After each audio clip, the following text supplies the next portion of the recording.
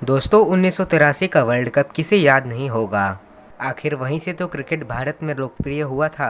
उस समय इसे वर्ल्ड कप के नाम से नहीं बल्कि प्रूडेंशियल कप के नाम से जाना जाता था। और 1983 से पहले दो और वर्ल्ड कप हो चुके थे जिनमें भारत ने हिस्सा तो लिया था, लेकिन दोनों वर्ल्ड कप में भारतीय टीम सिर्फ ईस्ट अफ्रीका को ही शिकस्त दे पाया था और क्वालिफाई भी नहीं कर पाए थे। पिछले सारे रिकॉर्ड देखते हुए इस बार भी दर्शकों को उतनी खास उम्मीद नहीं थी, लेकिन किसे पता था कि 1983 के वर्ल्ड कप में कुछ ऐसा होगा कि क्रिकेट इंडिया में हमेशा हमेशा के लिए बदल जाएगा। अंतर्राष्ट्रीय क्रिकेट में भारत को पहचान मिली 1983 के वर्ल्ड कप के बाद, जब 2 बार की वर्ल्ड कप विनर वेस्टइंडीज़ को भारत ने शर्मनाक तरह से शिकस्त दी। उस वक्त वेस्टइंडीज़ की बैटिंग और बॉलिंग लाइनअप सबसे अच्छी मानी जाती थी। 1983 का वर्ल्ड कप का समय नज़दीक आ रहा था।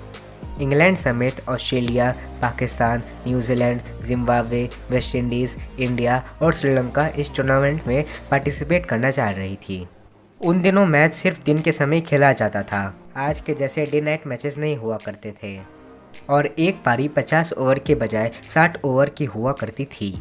इन 8 टीमों को 2 ग्रुप में डिवाइड किया गया और दोनों ग्रुप में टॉप 2 की सिलेक्शन सेमीफाइनल में होनी थी। दोस्तों, शुरू के वर्ल्ड कप मैचेस में होस्ट हमेशा इंग्लैंड ही रहा। 9 जून से 25 जून तक ये होने वाली सीरीज भारत का भविष्य बदलने वाली थी। पहले ग्रुप से इंग्लैंड और पाकिस्तान न्यूजीलैंड और श्रीलंका को हराकर सेमीफाइनल में पहुंच गए। वहीं दूसरे ग्रुप से इंडिया और वेस्ट इंडीज़, ऑस्ट्रेलिया और जिम्बाब्वे को हराकर सेमीफाइनल का रास्ता पार कर लिया। दोस्तों, कपिल देव ने जिम्बाब्वे के खिलाफ नाबाद 175 रनों की वो पारी खेली थी जिसने भारत की जगह सेमीफाइनल में पक्की कर दी थी। साथ ही आपको ये भी बता दूं कि ये मैच की रिकॉर्डिंग BBC स्ट्राइक के कारण नहीं हुई थी। अब अगला मैच था सेमीफाइनल का, सबके सांसें रुकी हुई थी। भारत का मुकाबला क्रिकेट के जन्मदाता इंग्लैंड के साथ था, तो वहीं दूसरी ओर पाकिस्तान का मुकाबला था वेस्ट इंडीज़ से, जो पिछले 2 बार की वर्ल्ड चैंपियन थी। टक्कर बेहद कांटे का था।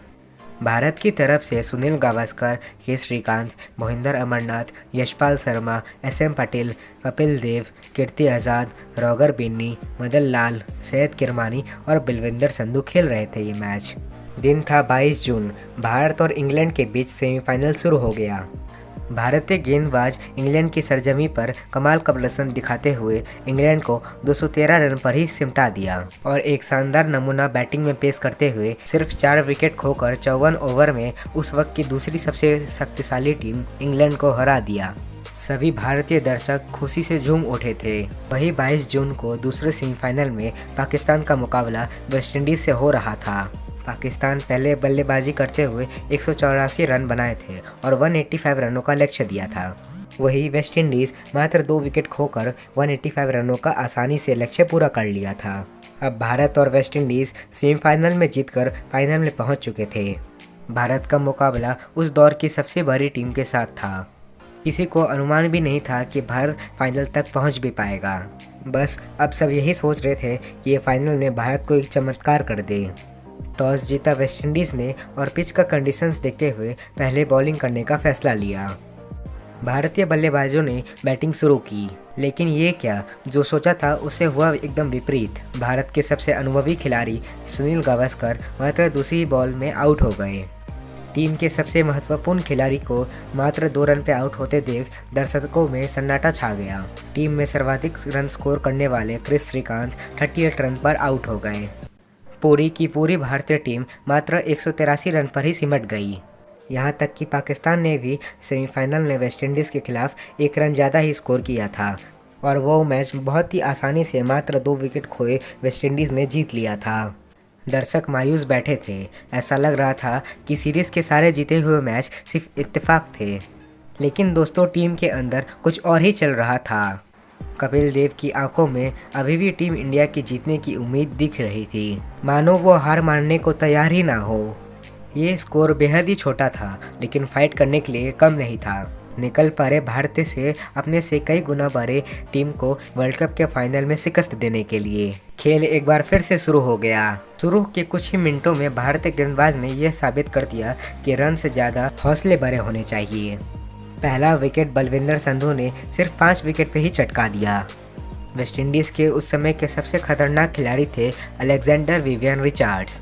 उनके सिर्फ 33 रनों पर ही आउट होने पर भारतीय टीम का जोश आसमान पर छूने लग गया। अब टीम को अपनी जीत के साथ साथ वेस्टइंडीज़ के बल्लेबाज को हार के डर का सामना भी करना पड़ रहा था। एक के बाद एक सारे बैट्समैन आउट होते गए। जहां भारत की तरफ से अधिकतर 38 रन बनाए गए थे, वहीं वेस्टइंडीज़ की तरफ से अधिकतर मात्र 33 रन ही बने और उस समय की world number 1 team world cup के फाइनल में मात्र 142 रनों पर ही ऑल आउट हो गई।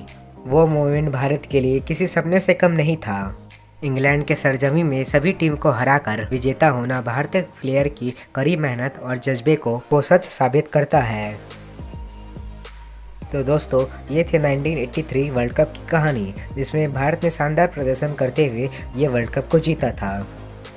तो दोस्तों, अगर आपको ये वीडियो पसंद आई हो तो वीडियो को लाइक कीजिएगा, अपने दोस्तों के साथ शेयर कीजिएगा और चैनल में नए हैं तो सब्सक्राइब कीजिएगा। नीचे कमेंट बॉक्स पे कमेंट करके बताइएगा कि आपको और कौन कौन से टॉपिक पे वीडियो चाहिए।